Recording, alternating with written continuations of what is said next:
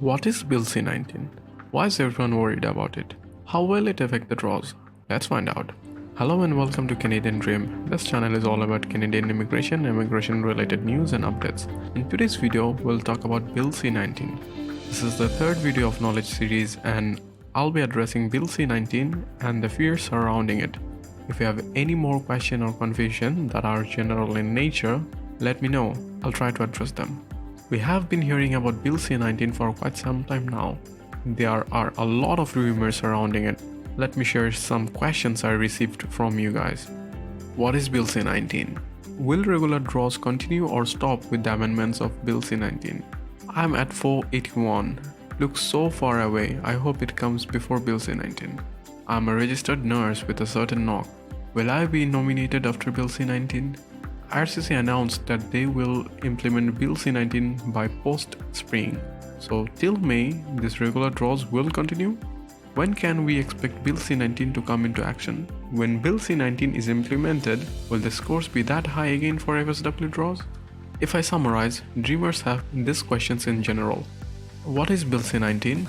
What changes are expected with Bill C-19? When will it be implemented? Will regular draws continue until Bill C-19 is implemented? Will Bill C-19 stop express entry draws? Will Bill C-19 stop inviting outlanders? Will Bill C-19 be a boon or a bane? What will be the cutoff scores after Bill C-19? Will my knock be considered after Bill C-19? Will I receive my ITA before Bill C-19? A lot of questions on this Bill C-19. I'll try to answer all of them with the information I have so far. Please keep in mind we're expecting more updates on this from IRCC. So stay tuned on my channel to get regular updates. Let's start. So what is Bill C-19? First, let me explain what a bill is. A bill is more like a proposal. So basically, Bill C-19 is a proposal to make changes to the current express entry system. As you know, in the current express entry system, a candidate opens a profile in the express entry and they receive CRS score based on several factors such as their age, education inside and outside Canada, language skills in English and French, work experience inside and outside Canada, their marital status, their connection to Canada, job offer, etc. Express entry draws are conducted with a cutoff score and all candidates with CRS scores above the cutoff score receive ITA and then they can apply. This is a brilliant system that has been in place for years now and many Canadian dreamers have made it to Canada through this system. So what's wrong with this existing system? Why does IRCC need to make any change? Well, we as Canadian dreamers might love this system as it's pretty straightforward and allows dreamers from all around the world to make it to Canada even without having a Canadian degree or Canadian work experience or a job offer from Canada. A perfect route to Canada from our point of view. But there is a problem with this system, especially if you look at it from Canada's eyes. How? Suppose Canada is in shortage of skilled workers in the medical sector and has enough workers in the business and IT sector. To overcome the shortage, they conduct a draw and invite 5,000 candidates. The cutoff score for the draw is 490.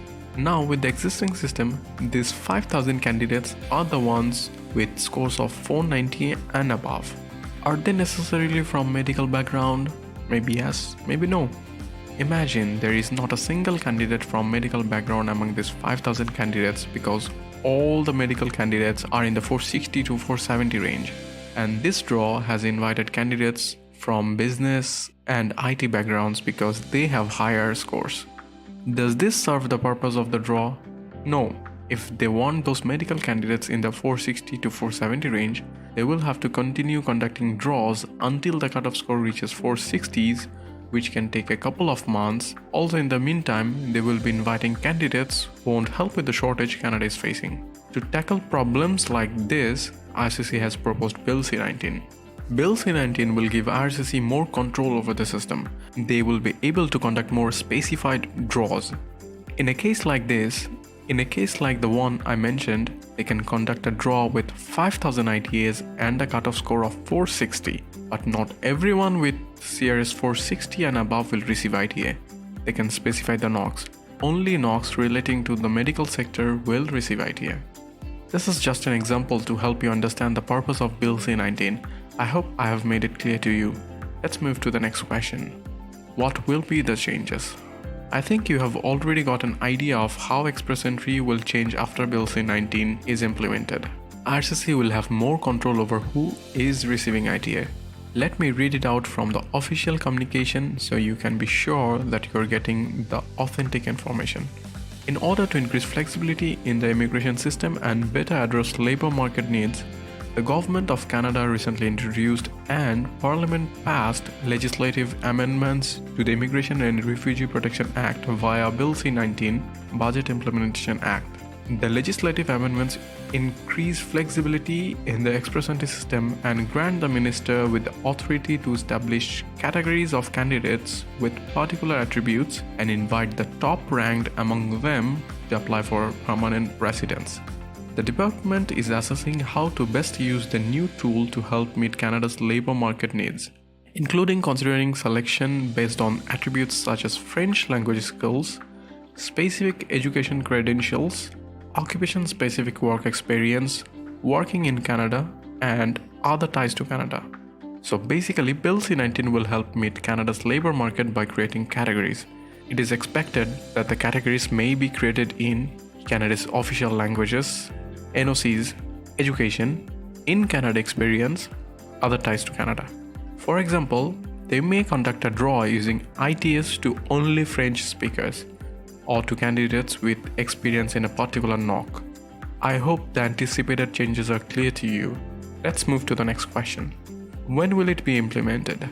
There's a lot of confusion with this among the dreamers, so let me read it out from the official communication once again. The implementation of these new authorities will require changes to IRCC's IT systems. These changes will help the department work towards a modernized and digitalized immigration system with the goal to transform client service and improve the efficiency of Canada's immigration system. The exact timing of the implementation for this measure has yet to be determined. However, IRCC anticipates these changes being in place by spring 2023. So basically, we don't have an exact date yet. All we know is Bill C-19 is anticipated to be implemented by spring 2023. Now, the word by spring means sometime within spring, right? Spring starts end of March and I think it lasts till June. So at earliest it can come around the end of March. Also, the communication uses the word anticipated, which is not a very definitive word, so it can actually vary. However, for now, we can move forward with the end of March until we have something more conclusive from IRCC. Will regular draws continue until Bill C-19 is implemented? I don't see any reason to discontinue the regular draws before that. Draws were at pause for almost 1.5 years due to COVID, so I think they'll continue the draws. Plus, the levels planned for 2023 has also increased, which means they need more candidates for their 2023 target.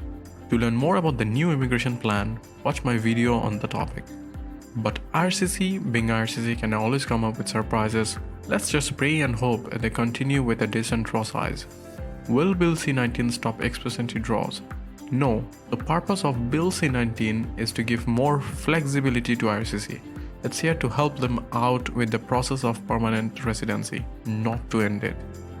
Will Bill C-19 stop inviting outlanders?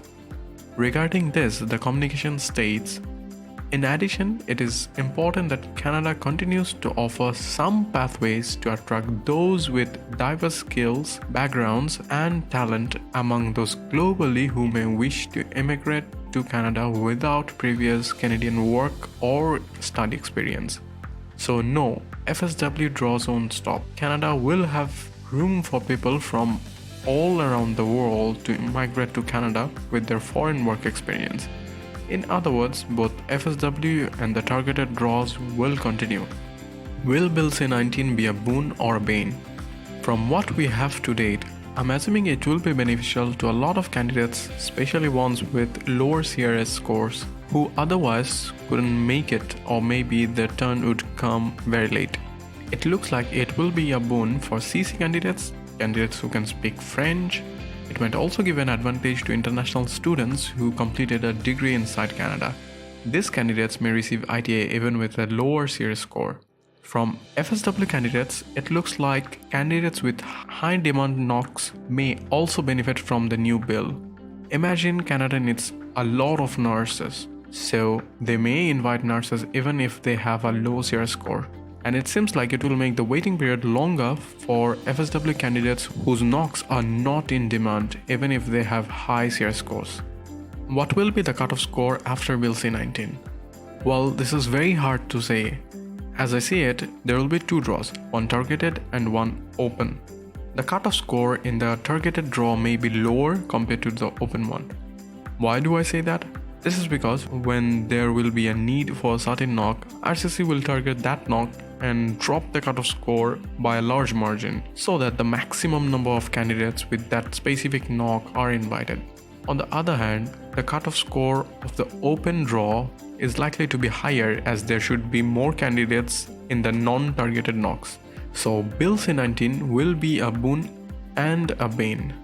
It can be a blessing for many and trouble for others. The cutoff score will depend on what portion is given to the targeted draws and what is left for the open FSW draws.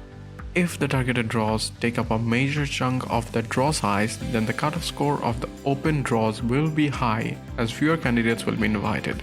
Say 5,000 ITs are issued in a draw and 3,000 ITs are used up by the targeted draws, leaving 2,000 for FSW. So with a draw size of 2,000, the cutoff score will take time to come down. I hope I was able to give you an idea on this. Let's move to the next question. Will my knock be considered after Bill C-19?